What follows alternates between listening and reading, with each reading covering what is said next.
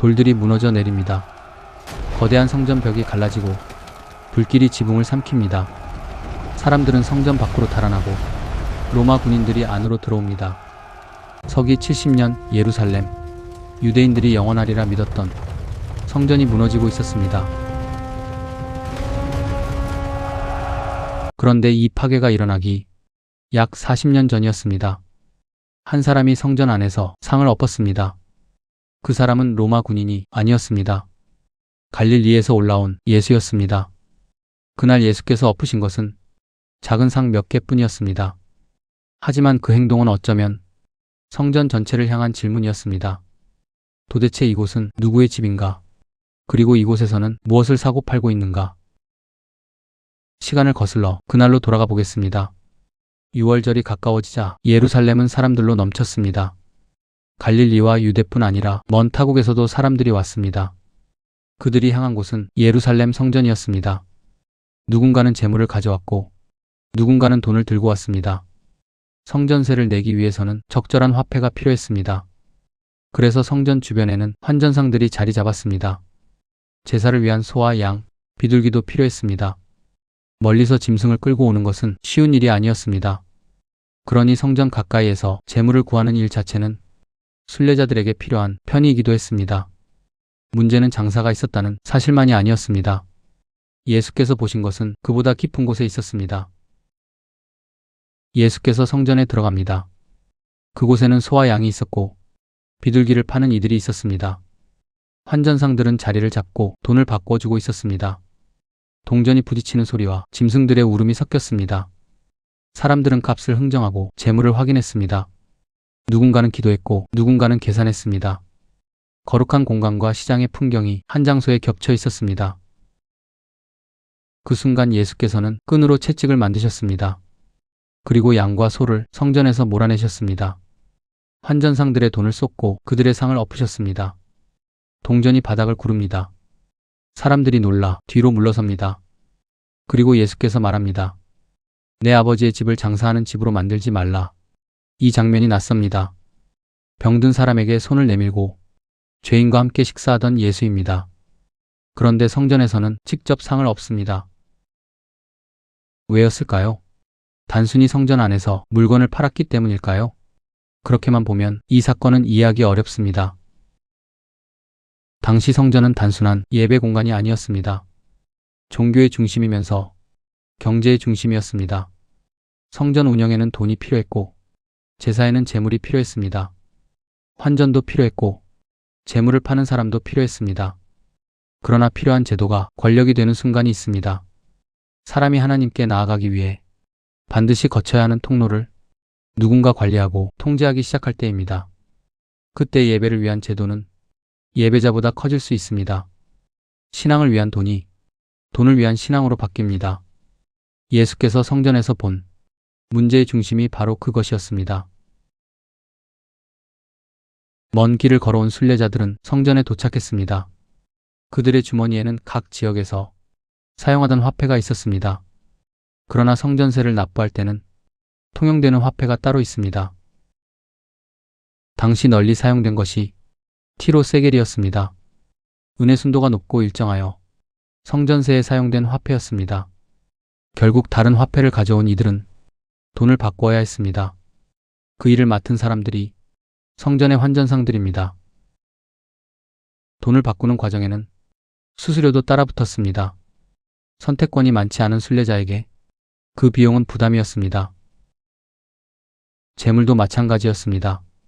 먼 고향에서부터 양을 끌고 온 사람도 있습니다. 재물은 흠이 없어야 했기에 검사를 받아야 했습니다. 그 과정에서 적합하지 않다고 판정받을 수도 있었습니다. 아니 대부분이 부적합 판정을 받았을 것이라고 유추하는 것은 어렵지 않습니다. 그러면 순례자는 다시 재물을 마련해야 했습니다. 성전 가까이에서는 번제에 쓸 동물이 거래됐습니다. 순례자에게는 편리했지만 동시에 거대한 시장이었습니다. 환전과 재물 판매가 한 곳에서 이루어졌습니다. 성전 운영과 장사권을 둘러싼 경제적 이해관계도 생겼습니다. 종교적 권위와 경제적 이익이 서로 가까워질 수밖에 없었습니다. 하나님께 드리는 제사가 거래의 구조 속에 들어갔고 가난한 사람에게는 그 과정이 더 무거운 부담이 되었습니다. 예수께서는 바로 그 한가운데에 서 계셨습니다. 그래서 예수의 행동은 단순한 분노가 아니었습니다. 상을 없는 행동은 그 체계를 멈추게 합니다. 돈을 바꾸던 손이 멈추고 거래가 중단됩니다. 짐승들이 흩어지고 동전이 바닥에 쏟아집니다. 성전의 일상이 순간적으로 멈춰섭니다. 예수는 말로만 비판하지 않았습니다. 성전 한가운데에서 그 작동을 끊어버렸습니다. 그것은 장사꾼 몇 사람에게 화를 낸 행동만은 아니었습니다. 그 장사를 가능하게 만들었던 성전의 구조 전체를 뒤흔들어버린 행동이었습니다. 성전은 하나님을 위해 존재하는 것인가? 아니면 성전의 종교의식을 유지하기 위해 존재하는가? 두 질문은 비슷해 보이지만 전혀 다른 질문입니다. 사람들이 예수에게 묻습니다. 내가 이런 일을 행하니 무슨 표적을 보이겠느냐? 이제 문제는 장사의 옳고 그름을 넘어섭니다. 당신에게 무슨 권한이 있어 이런 일을 하는가? 결국 그 질문이었습니다. 누가 성전을 판단할 권한을 가지고 있는가? 성전은 당시 유대 사회에서 가장 강력한 권위였습니다. 그 성전 한가운데 들어가 예수께서 상을 엎었습니다. 그리고 더 놀라운 말을 합니다. 이 성전을 헐라. 내가 사흘 동안에 일으키리라. 사람들은 이해하지 못합니다. 오랜 세월 지어진 성전을 허물고 어떻게 다시 세운다는 것인가? 하지만 요한복음은 다른 설명을 합니다. 예수께서 말씀하신 성전은 자신의 몸이었다고 말합니다. 하나님을 만나는 장소가 건물에만 묶이지 않는다는 것. 성전의 권위를 절대적으로 여겼던 사람들에게는 충격적인 말이었습니다. 그리고 시간을 흘러 공생의 마지막 시기의 예루살렘입니다. 마가복음은 다시 성전 이야기를 전합니다. 예수께서는 성전 헌금함 앞에서 사람들을 바라보고 있습니다. 부자들이 많은 돈을 넣습니다. 그리고 한 가난한 과부가 조용히 다가옵니다. 그녀가 넣은 것은 2렙돈이었습니다. 사람들의 눈에는 보잘것없는 돈이었습니다. 하지만 예수는 그 여인을 바라봅니다. 그것은 그녀에게 남아있던 생활비 전부였습니다. 그리고 얼마 지나지 않아 예수께서는 성전을 떠납니다. 제자들은 웅장한 건물을 바라보며 감탄합니다. 거대한 돌과 건물들을 예수께 보여줍니다. 그러자 예수께서 뜻밖의 말씀을 합니다. 돌 하나도 돌 위에 남지 않을 것이다. 공생의 초기 요한복음에서는 성전의 상을 엎었습니다. 그리고 마지막 예루살렘 방문에서는 성전의 종말을 말합니다. 복음서가 기록한 두 장면은 서로 다른 시점에 있지만 우리에게 던지는 질문은 놀랍도록 닮아 있습니다. 처음 성전에서 상이 엎어졌던 날, 성전은 여전히 웅장하게 서 있었습니다. 제사도 계속됐고 사람들도 몰려왔습니다. 겉으로 보면 아무 문제도 없어 보였습니다. 하지만 예수의 행동은 그 안을 향하고 있었습니다.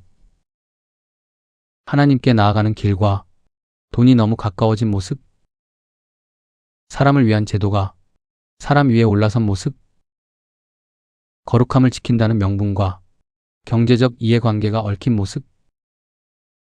예수께서 처음 엎으신 것은 성전의 돌이 아니었습니다. 돈이 놓여있던 작은 상이었습니다. 그리고 약 40년 뒤 사람들이 영원할 것이라 믿었던 거대한 성전도 무너졌습니다. 그렇다면 예수께서 정말 문제 삼으신 것은 무엇이었을까요? 장사꾼들의 상이었을까요? 돈을 바꾸는 환전 행위였을까요?